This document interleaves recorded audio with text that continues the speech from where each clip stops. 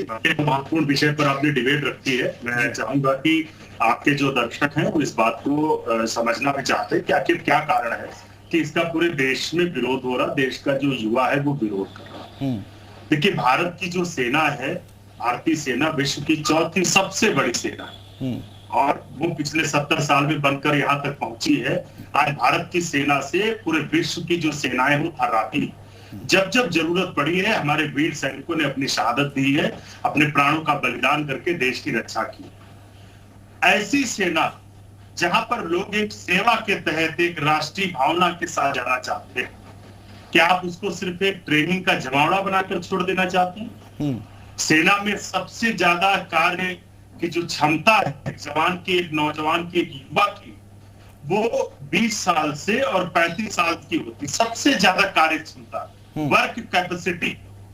और आप कहते हैं कि 21 साल में हम रिटायर कर देंगे, यानी वो जब अपनी कार्य क्षमता के चरम पर होता है, जब चीजों को समझता है उम्र के साथ, शारीरिक मानसिक सारी तरीके से परिपक्व होता है, उस समय आप कहते हैं कि नहीं साहब आपकी जरूरत नहीं। क्या ये देश के साथ धोखा नहीं है? क्या ये भारत की सेना के साथ धोखा नहीं? सरकार की जो ये नीति है ये सीधे तौर पे राष्ट्रीय सुरक्षा के लिए भी खतरा है, सेना के लिए भी खतरा है। और देश का युवा, मैं अनुरोध करूंगा आपसे, जो भी लोग प्रदर्शन कर रहे हैं इन्हें आप दंगाई मत कहें। मैं अनुरोध करता हूं, ये देश के भविष्य है, ये देश के उज्जवल भविष्य बनेंगे। उनके आक्रोश, उनकी भावनाओं को समझिए। तो ट्रेनों में आग लगा देना, बसों में आग लगा देना, टायर जला देना, क्या ये सही है अंशु अवस्थी जी? बिल्कुल, ये बिल्कुल सही नहीं है। हम फिर से कह रहे हैं, हम हिंसा को कभी भी सही नहीं कहते। हम गांधी के मानने वाले लोग हैं, गुस्सा नहीं है, लेकिन ये दंगा, इनके आक्रोश और इनकी भावनाओं। ठीक है, रहिए सर, बाकी लोग भी हैं, एक एक बार सबकी बात निकलकर सामने आ जाए, हम जान लें कि किसकी पार्टी का क्या स्टैंड है और इसके पीछे की वजह क्या है। अगर यहाँ पर हंगामा हो रहा है तो इसकी भरपाई कौन करेगा? 1000 करोड़ का जो नुकसान हुआ है इसकी भरपाई कौन करेगा? अंशु अवस्थी जी, मैं आता हूं, जरूर आऊंगा आपके पास दोबारा लौटकर। अभिषेक राय जी चर्चा में आइए, समाजवादी पार्टी के प्रवक्ता हैं। अभिषेक राय जी, कितना सही मानते हैं आप इसको, जो तस्वीरें निकल कर आ रही हैं? भाई किसी तरह की कोई कंफ्यूजन है तो उस पर बात करिए, चर्चा करिए। देश में आग लगाने की कहां जरूरत आ रही है?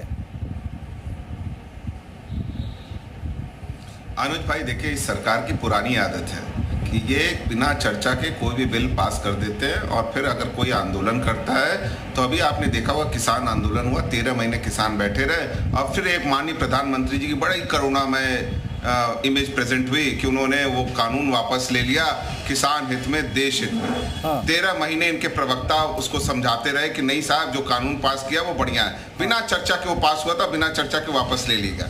तो भाई आप अपने मन से सारे निर्णय लेना चाहते हो, विपक्ष की आपको जरूरत नहीं। जबकि कहते हैं एक स्वस्थ लोकतंत्र में विपक्ष के मुद्दों पे बात होनी चाहिए। आप अगर संसद में मुद्दा ले आते, आप पास करते, हमारे भी व्यूज सुनते, हम जो उसमें करेक्शन बोलते आप करते, तो एक समझदारी भरा फैसला लेते हैं। मैं पूछना चाहता हूँ, ये मेरा पर्सनल व्यू है, मैं बहुत सीधी सी बात पूछना चाहता हूँ कि माननीय प्रधानमंत्री जी क्यों नहीं ये योजना अपने सांसदों पे लागू कर देते हैं कि जो सांसद परफॉर्म नहीं कर पा रहा है 2 साल बाद उसे वापस भेज दें, उसको पेंशन ना दे, उसे कोई सुविधा ना दे।